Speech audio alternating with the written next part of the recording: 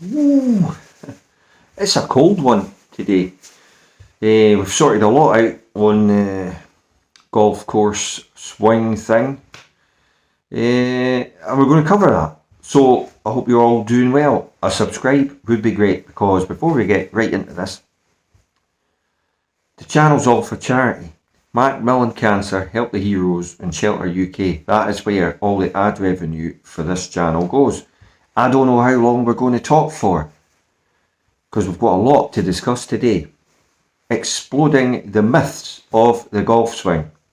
And what we've discovered over the last week of hard graft is a lot of opposing information which is hurting your golf swing, and you employ because you watch it on television as well, and it all basically is no good and it needs to be exploded.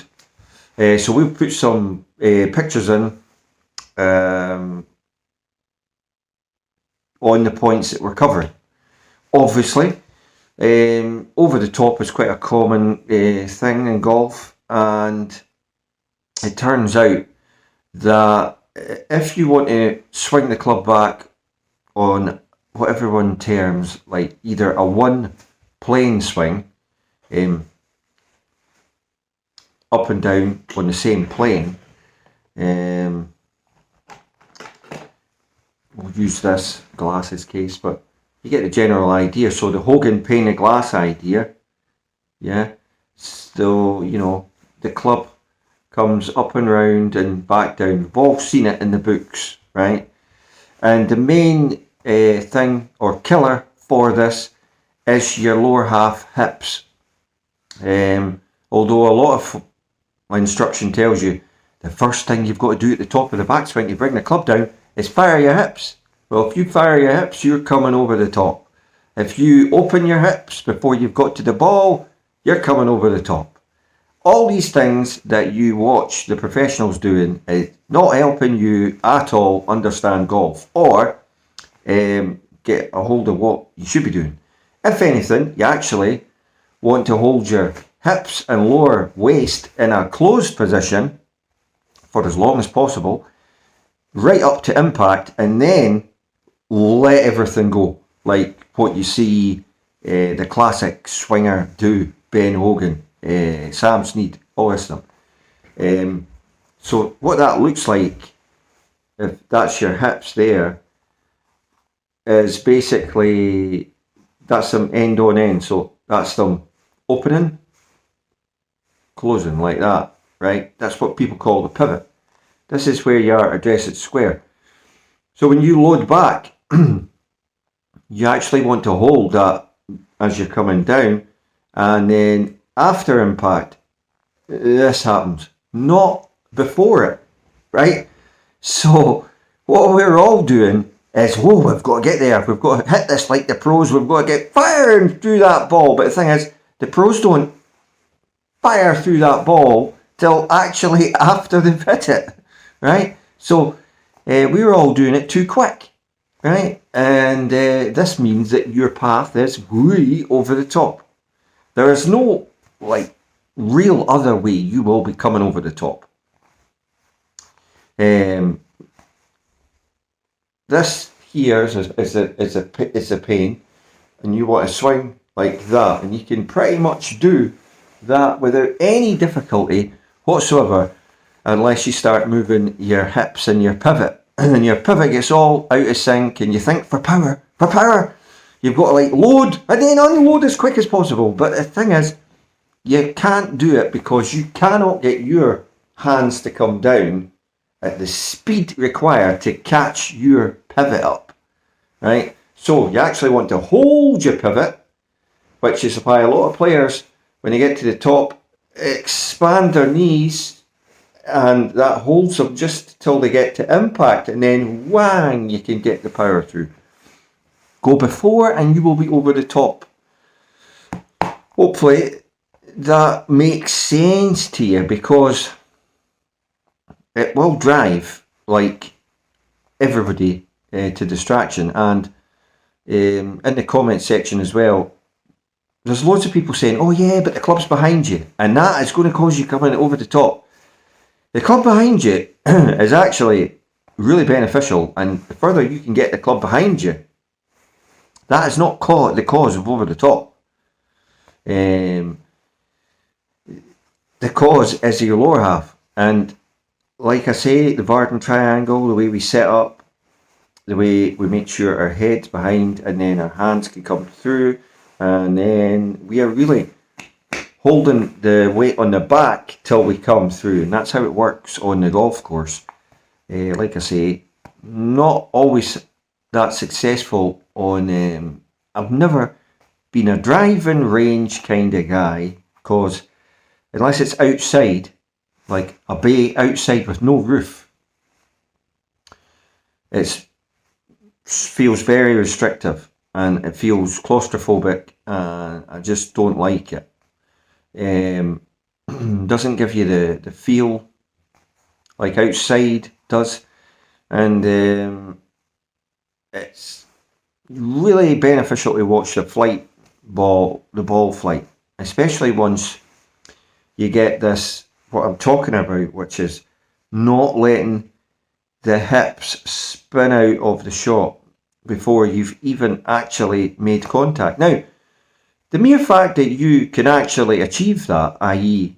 move your hips that fast and spin out the shot before you've even got there, because at the top you're actually going way, way too early. That is a bad thing, but once you know that that is what you're doing, then you've just got to hold the lower half and let the top half go, and as your hands come to the impact, then you can free the lower half. So it isn't actually a difficult fix. Build it up slowly. Let your hands actually release past the ball on the way up, and then gradually you'll start to feel, oh right, because that's timing, folks. Timing. All the greats of the game, the old swingers, all had timing. That's a true timing up and down swing, right? Two-plane swing. That's a true golf swing.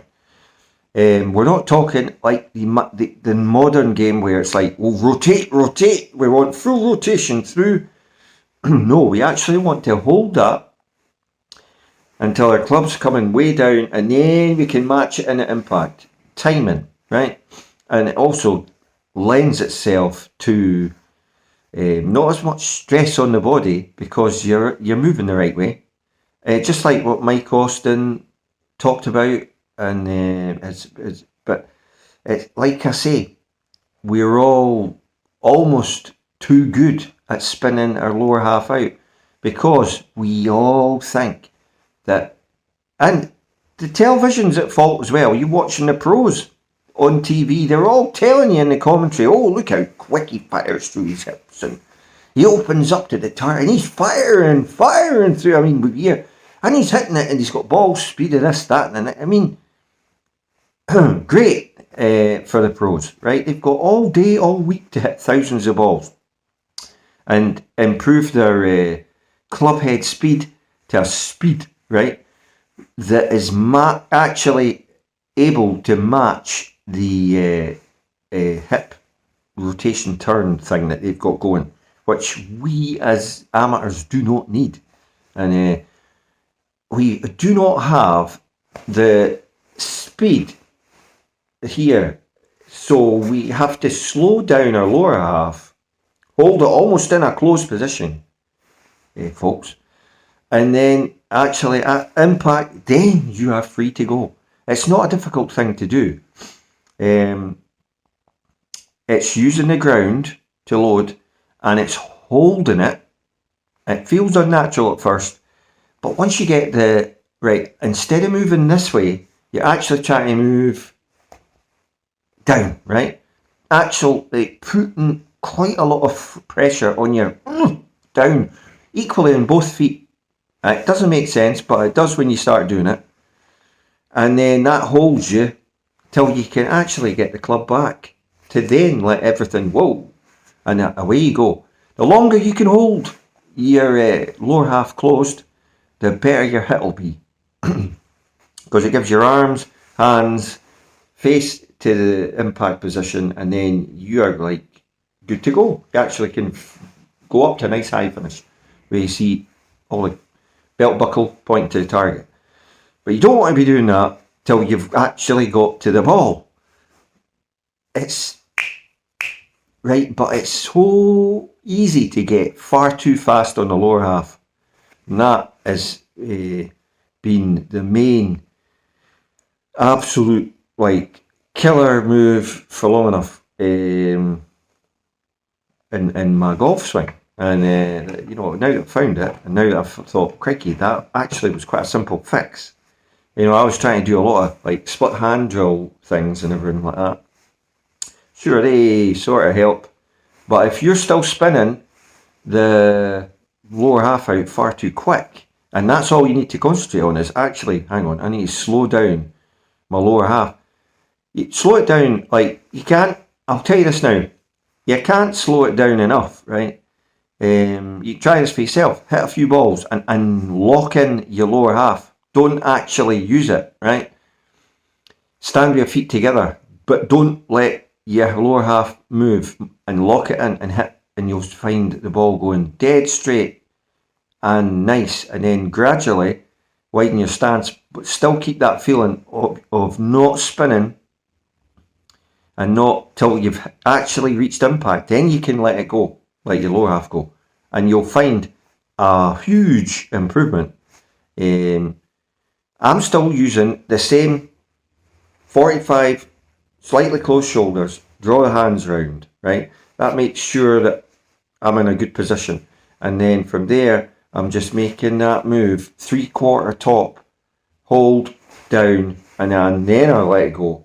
And the change in the swing is, well, on a golf course, I'm playing the best I've played. So hope you've enjoyed the video. I know it's just a chat today about like something that I think you need to highlight in your game, because if you are battling this over the top, and you'll try all the drills, right? You'll try all the stuff, right, to do the stopping over the top. You'll have seen umpteen videos. I don't know who's not done one. Mark Crossfield's done one. Alec somebody's done one. Danny Mod's done one. There's everybody's talking about over the top, but unless you can lock in your lower half almost into a closed position, hold it closed as till basically the hands meet the ball, then you can go. You will have stopped over the top.